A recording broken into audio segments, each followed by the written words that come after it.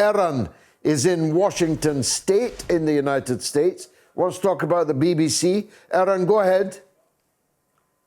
Hi, George. Hi. I'm calling to say that I find the BBC licensing fee to be quite a bargain, considering that it allows UK citizens to access some of the highest quality journalism. Yeah, but it's a bargain And we're forced to make, Erin. Don't you see the point? I see the point, but I think the BBC has some sense of covering the shortcomings of its country's government. It covers Prince Andrew's lawsuit. It covers Boris Johnson's parties. You love talking about military campaigns of the West, George, but it seems like Mr. Putin has muzzled you when it comes to Russia's aggression. Do you see a muzzle? You make fun of the idea of Russian troops being on Ukraine's border right now. You Russian troops can be anywhere they like inside Russia's border.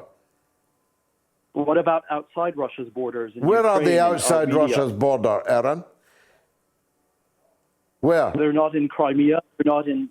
Crimea is part of Russia. They're in Syria at the express invitation of the legitimate, recognized government of Syria. Where else are they, Erin? They're in Georgia. They're in Moldova. They're not in Georgia. Now it's all becoming clear. You want to talk about the BBC's integrity, yet you have no integrity yourself. There are no Russian forces in Georgia. There are no Russian forces in the Ukraine. The only place where there are Russian forces are where they are legally invited to be. It's you who has no integrity, and it is telling indeed that it's you that's the only person to phone up in defense of the BBC. Now, on the earlier subject that you raised, Putin doesn't muzzle me.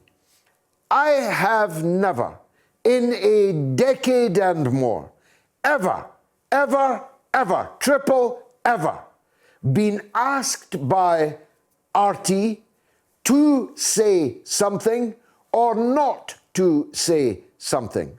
That's not something that any BBC employee would ever be able to tell you.